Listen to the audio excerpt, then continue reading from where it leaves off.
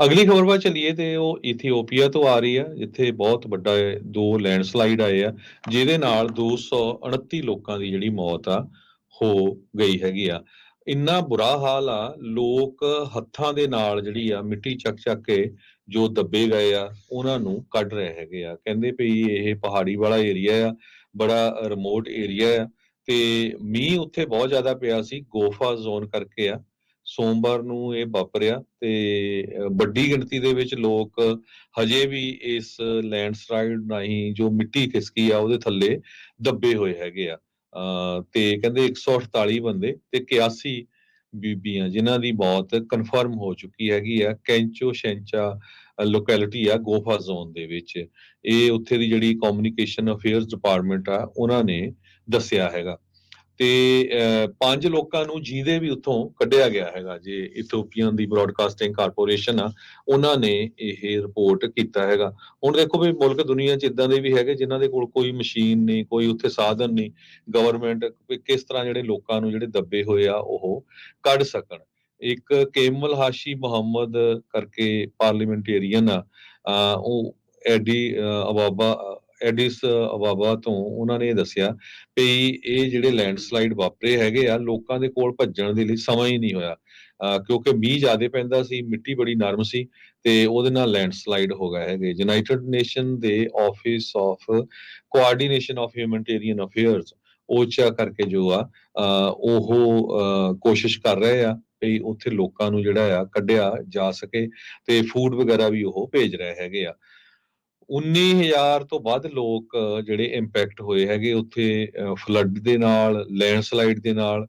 ਸੋ ਕਾਫੀ ਜਿਹੜੀ ਸਿਚੁਏਸ਼ਨ ਆ ਇਥੀਓਪੀਆ ਦੇ ਵਿੱਚ ਇਸ ਟਾਈਮ ਬੈਡ ਬਣੀ ਹੋਈ ਹੈਗੀ ਆ। ਜੀ ਬਿਲਕੁਲ।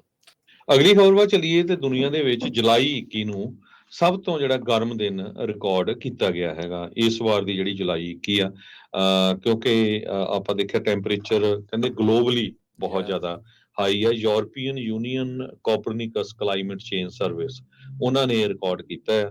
ਕਹਿੰਦੇ ਵੀ 17.09 ਡਿਗਰੀ ਸੈਲਸੀਅਸ 62.76 ਡਿਗਰੀ ਫਾਰਨਹਾਈਟ, ਥੋੜਾ ਜਿਹਾ ਹਾਇਰ ਆ ਪ੍ਰੀਵੀਅਸ ਰੈਕੋਰਡ ਨਾਲੋਂ। ਪਹਿਲਾਂ ਇਹ 17.08 ਡਿਗਰੀ ਸੈਲਸੀਅਸ ਸੀਗਾ। ਯੂਨਾਈਟਿਡ ਸਟੇਟਸ ਦੇ ਵਿੱਚ, ਯੂਰਪ ਦੇ ਵਿੱਚ, ਰਸ਼ੀਆ ਦੇ ਵਿੱਚ ਪਿਛਲੇ ਹਫ਼ਤੇ ਤੋਂ ਬਹੁਤ ਜ਼ਿਆਦਾ ਜਿਹੜੀ ਗਰਮੀ ਆ ਇਹ ਚੱਲ ਰਹੀ ਹੈਗੀ ਆ।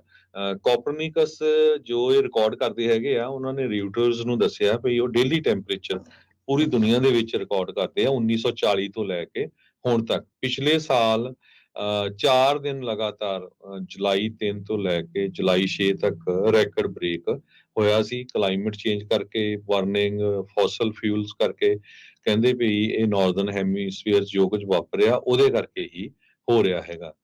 ਹਰ ਮਹੀਨੇ ਜੂਨ 2023 ਤੋਂ ਲੈ ਕੇ 13 ਮਹੀਨੇ ਇੱਕ ਰੋ ਦੇ ਵਿੱਚ ਕਹਿੰਦੇ ਵੀ ਪੂਰੇ ਪਲੈਨਟ ਦੇ ਉੱਤੇ ਹੌਟੈਸਟ ਰੈਕੋਰਡ ਜਿਹੜਾ ਇਹ ਮੰਨਿਆ ਗਿਆ ਹੈਗਾ।